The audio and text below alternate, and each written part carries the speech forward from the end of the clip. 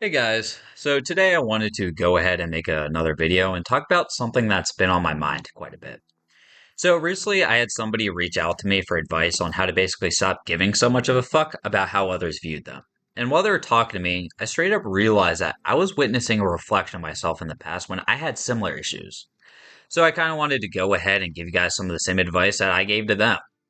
With that being said, I want to go ahead and talk about some of my prior experiences with this topic before I really dig into how I overcame it. So, to get this started, social anxiety as a whole has always been something that I've struggled with for most of my life, especially during my teen years up until I turned 20.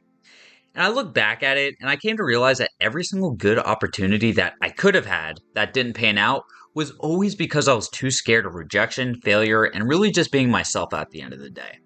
For example, with dating, for instance.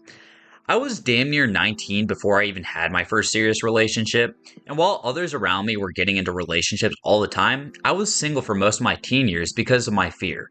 It took 19 years before I even kissed another person because I was so terrified of people viewing me as a creep if I went as far as to say that I thought somebody was cute.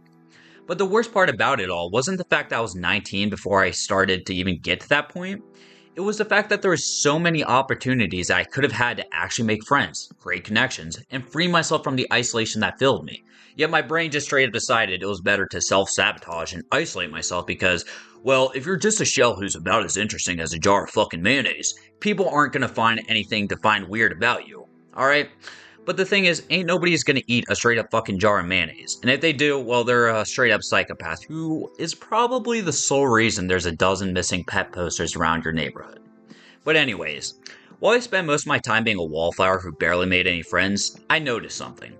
While I was so preoccupied with how others viewed me, terrified of being seen as a weird guy, the weird guy I was so terrified of being, who was themselves every single day, ultimately always had a group of friends they were close with, which was interesting to me.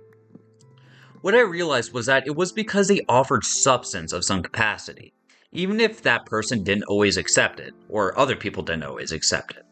And that's something that I wish I realized much sooner, because by the time I started to be okay with being me, I was already well past that point of making those meaningful high school connections. And once you're an adult working all the time, it gets so much harder to even make friends.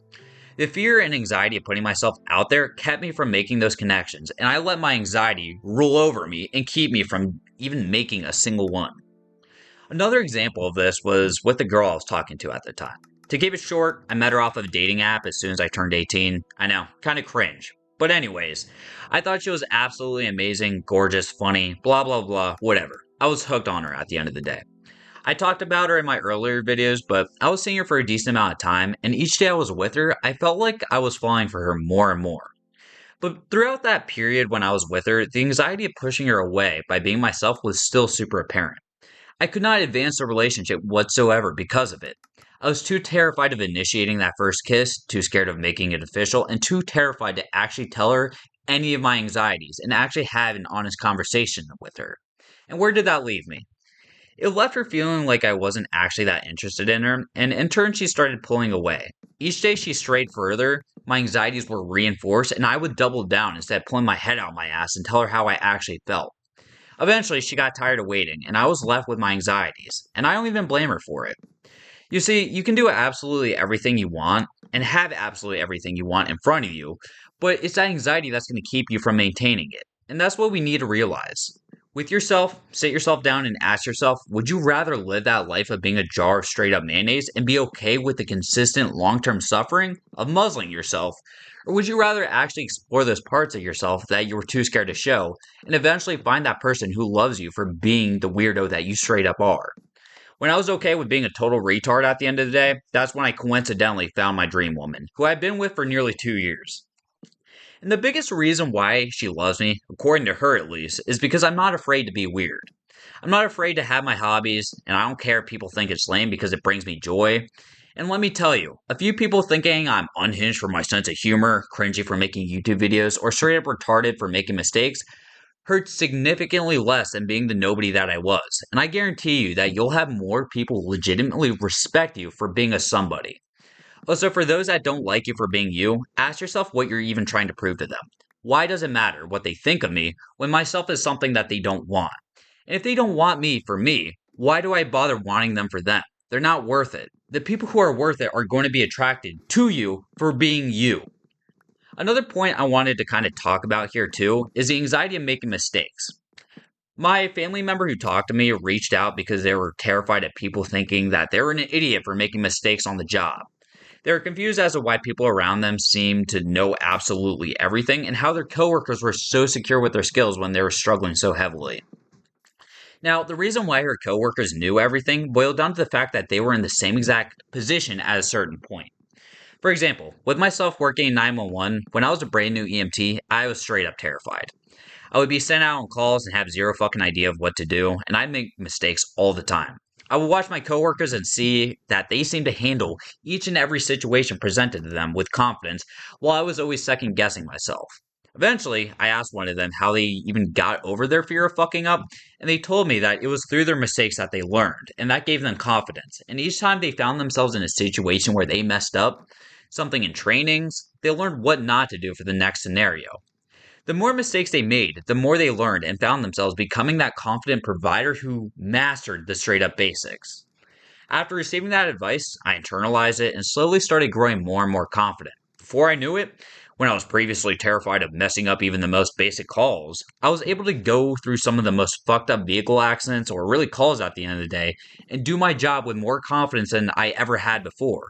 And it was solely because of the fact that I was able to learn through my deficiencies by highlighting them and working on them from there. Now, there's a saying at my department that also boils down to if anybody gives you shit for fucking up a training, they don't know what the fuck they're talking about and are only projecting their insecurities, which is pretty related to what I just straight up said before. A person who actually understands how to do their job well and can be a good teacher will want you to make mistakes in a controlled environment so that you can learn from them. Because guess what? That's how they become a master at their job. So if you want to master your craft, try to figure out what you suck at instead of hiding it away all the time until it shows up when it really shouldn't. Even now with this YouTube channel, when I look back at my first video, I realized how ass it was. And chances are, a year from now, I'll see this one and think to myself, holy shit, that was straight up ass. But I'm not hiding it because I want it to be a testament to myself. I want to be able to make mistakes that I can learn from, even if it means the content that I do post is shitty for a while. I want to keep being me, and I want you to do the same. Fucking up is okay at the end of the day, so join me on the fuck up ride, and let's keep fucking up together until we stop fucking up, okay? But hey, I know this video is all over the place. I don't really plan it out. I'm sure it's pretty obvious that I didn't. But before I end it, I want to quickly highlight some of the main points that I want you to get out of this video.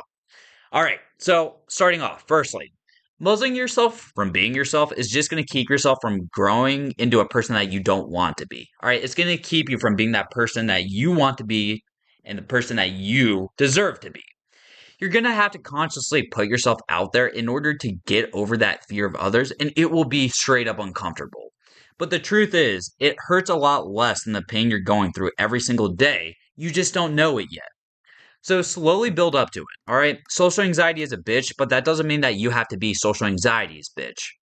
Secondly, figure out who you're trying to prove yourself to, and why you're trying to prove yourself to others when they don't value you. Why are we attempting to get validation from people who don't accept us for us? There's a million people out there who would love you for being yourself, yet you're hiding yourself from them because of some asshole who wants you to be somebody you're not. Let's break out of that cycle and start exploring the sides of us we were too scared to show. Whether it's picking up a lame hobby, making shitty jokes to that cute guy or girl next to you, or just wearing that ridiculous outfit you love. Be you, man. Somebody out there is going to think you rock it, and if they don't, well, fuck them. Not literally, for the love of God. They don't deserve that, okay? Figuratively. Figuratively, fuck them. Alright, lastly, it's okay to make mistakes. If somebody thinks you're dumb, they'll just think you're dumb for a minute before going back to whatever lame thing they were doing before.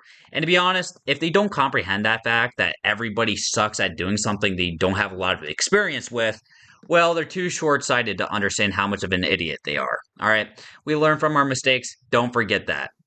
But with all of that out of the way, I hope you enjoyed this video. Again, I know it's kind of all over the place, but I really just want to try to be more natural with my scripts and shit. Anyways, I hope you have a great day, and I'll see you in the next video.